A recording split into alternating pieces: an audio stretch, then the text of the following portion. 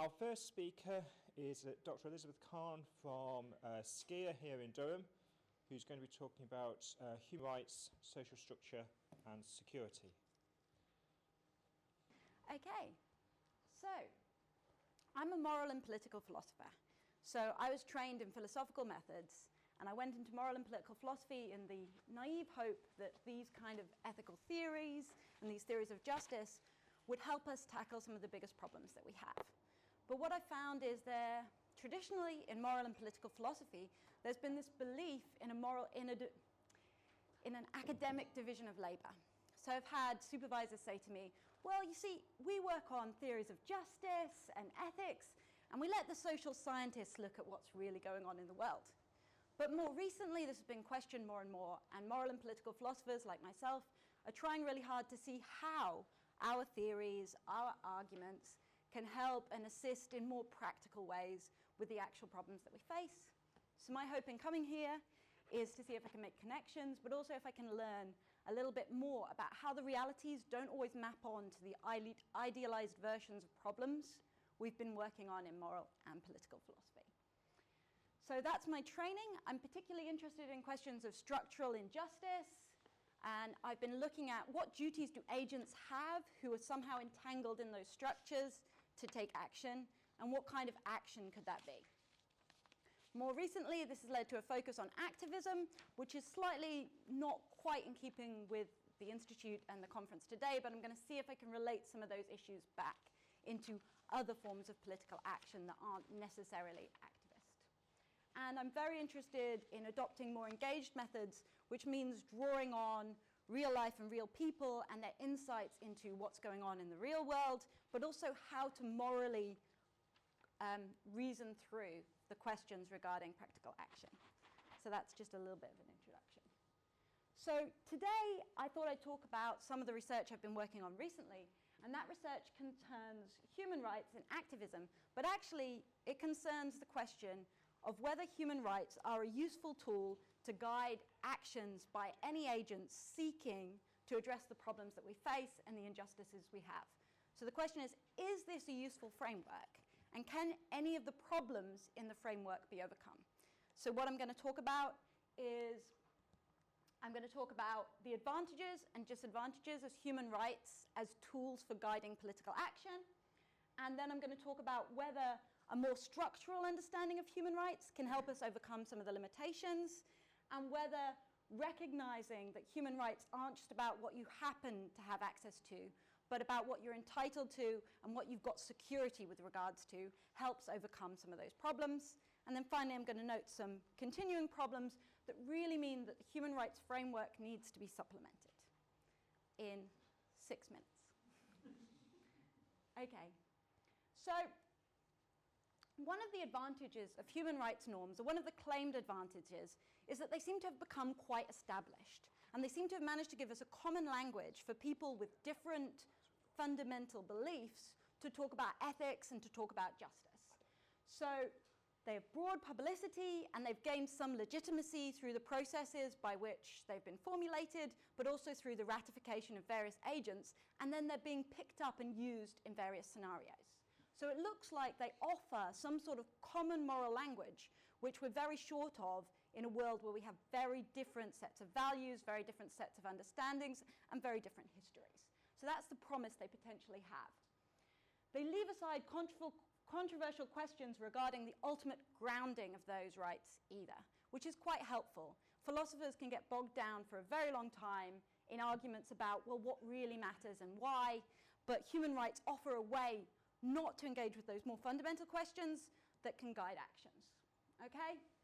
And the idea is that they can attract broad consensus across ideologies, and that's one of the roles they've managed to play. Okay, and here are some other advantages of them, but they're less important for what I've got to say today. But there's the idea that they have some kind of legitimacy. When I build my actions around human rights, I'm not just saying this is what I think the right thing to do is. I'm appealing to something that we think's fairly settled and which has got broad appeal.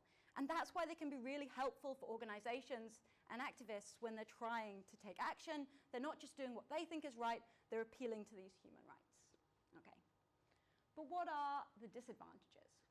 philosophers are obsessed with the fact that they don't fit with classical understandings of rights, legal rights, natural rights, Hofeld's work on rights, and that's something that I've written about. And the conclusion to that was, instead of leading us as philosophers to suggest that we don't talk about human rights and we instead talk about human interests or norms or something else and recommend everyone in the world change their practice because philosophers have found a problem, I think it makes much more sense to look at how human rights are being used, and I'm not alone in this, and then think about, can we understand these? Does this make sense as a moral concept? And can we construct what it is, even if it's a slightly different concept to what we're expecting? But that work leads to the suggestion that human rights are useful and important because of the role they currently play. And that relies on the fact that they're playing this role well, okay? And recent works, especially works by Samuel Moyn on human rights, so the big famous one is Not Enough, the latest book, and The Last Utopia, but he engages with philosophy philosophy of socio-economic human rights, mostly in this chapter in Empire, Race, and Global Justice. And he recognizes some shortcomings and has some critique of human rights becoming this important moral language and being used to guide political interventions.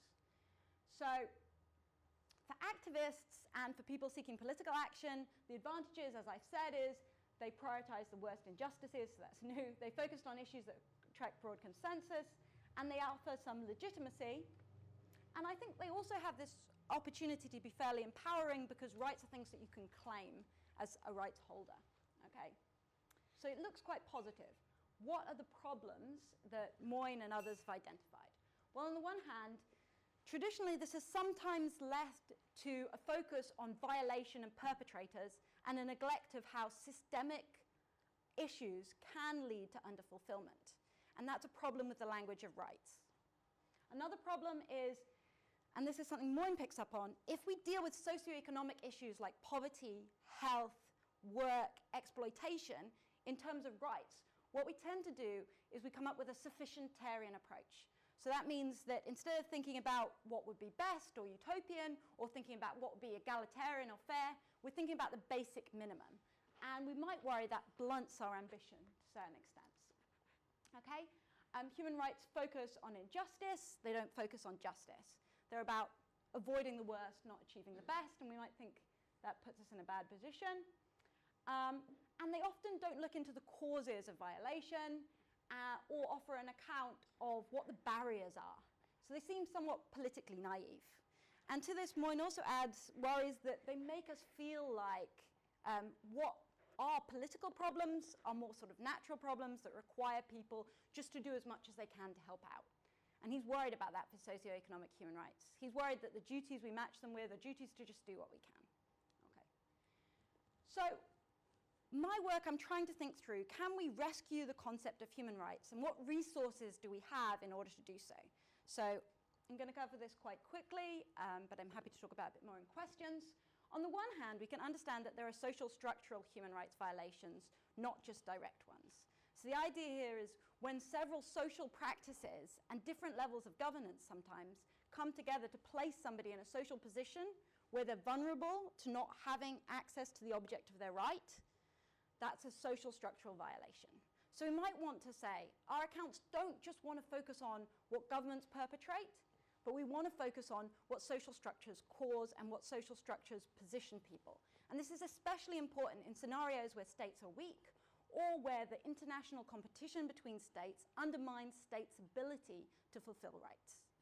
It seems wrong to have a model that only either looks at states as violators or looks at states as failing to fulfill when we've got a situation where we've got multiple levels of political power, multiple levels of economic influence, and we've got situations where we often have a race to the bottom between states and huge power imbalances.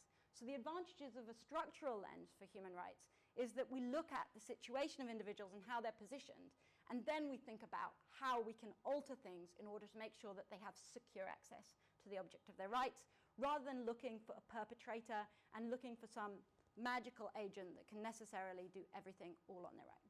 So I think that's the advantage of a structural approach to human rights.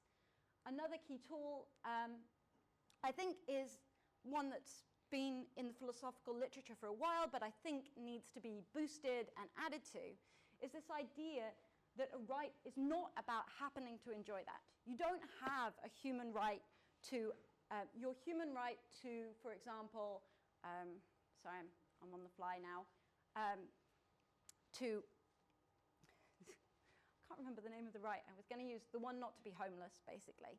It's not just about happening to have somewhere to sleep tonight, it's about secure access. And it's about being able to get access without having to pander to others. So I think we need a much more political model that's about security. And security isn't just about the fact that we're quite sure that we're going to have it, but that we don't have to sacrifice lots in order to get it. So I'm working around the idea that having a right fulfilled is not just about happening to have access to the object of the right. It's rather about having a legitimate entitlement that access is secured from standard threats, including structural threats, through social protection from agents who are accountable to the rights holder. And this is what I want to add in, because I think it's really important that, that we're able, as rights holders, to have some means of redress and complaint when our right is not fulfilled or is insecure, and that we have some of the power to make sure that right happens. So I think we need a model that allows that. And I think that's all about not being in a situation where we're subject to arbitrary power, where somebody else can take away the security of our access with impunity.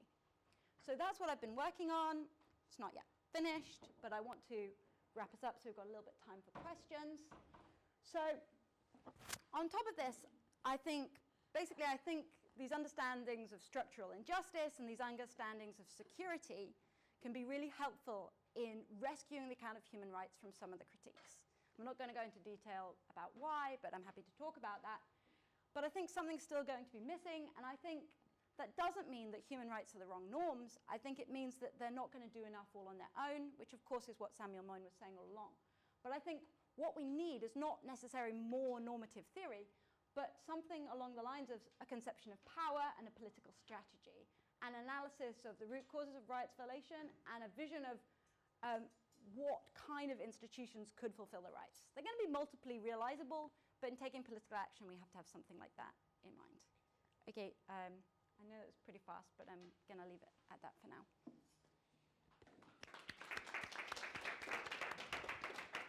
Thank you very much. So we've got time for questions and comments. So that can be from the room or online. So if anybody's online wants to ask a question, please put it into the chat. So are there any questions from the room?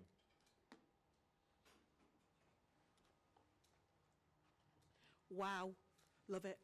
And I think one of the big challenges that we have when we're in that after disaster space is what is realistic, what is it that we could do, what is it that we should do, and what is it that we must do. And sometimes it's very difficult when we're in time poor, information poor, high pressure situations to make those decisions. So I think from my perspective, it would be really useful. I recognise this is probably a question that you won't be able to answer right now, but having a think about how do we translate the slow time concepts that you've been talking about to support fast time decision making in control rooms, when the decisions that we're making actually it's not only protecting people's rights but also protecting people's lives. And I think that would be a fascinating area for future discussion. I completely agree. I think, yeah, too much of political theory is about, well, what are the perfect institutions, what are the perfect practices, but actually what we need is a triage ethics for these questions, and I'll just take that away and think about it as an area worthy of investigation. Thank you so much. Okay, so we've got time for one other question.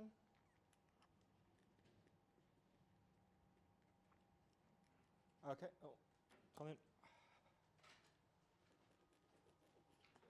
So the UN has just announced a couple of months ago Ian Fry as the Special Rapporteur on Human Rights, promotion and protection of human rights due to the impacts of climate change. I'd be interested to sort of get your thoughts on what sort of tactics he should employ to make progress on that issue, because human rights, the climate negotiations replicate a lot of those power imbalances, a lot of the political and economic imbalances that are inherent in the whole global negotiations. And therefore, what would be the right approach for somebody like that to try and integrate human rights into such a global issue? Particularly if you're not going to pick out on the violators, the fossil fuel companies and the major economies. What would be the right tactics to employ, or some ideas? Thank you. I don't think I can tell you what the right tactics are on the hoof, but I can offer some ideas. I think the difficulty that he's facing, as ever, which everybody knows here, is that states treat these things very much as they're voluntary. There's no mechanism, there's no effective mechanism at the moment for bringing them into line with these. So what we need is to build a power base and a means of applying pressure. So we've seen, for example, countries from the global south working together before to try and achieve this for socioeconomic injustice and inequality. But there is a question of, can we produce some sort of coalition, and can we exercise some sort of collective power that makes this happen? And how that would work, I'm unsure. But I think what I'd like to say mostly is that it's not necessarily about what he should do. It's more about what other agents and other individuals should do in order to empower him. He's a very good position for coordinating efforts and gaining knowledge, and he can make recommendations, but I think we're going to need some sort of collective power between agents who are convinced of this agenda to force the biggest influencers here, big state governments, transnational corporations, to take the action. So I think one helpful move is to move from thinking about what should he do and to thinking about what should we do to a certain extent to empower him to be able to do his job. Okay. Thank you very much.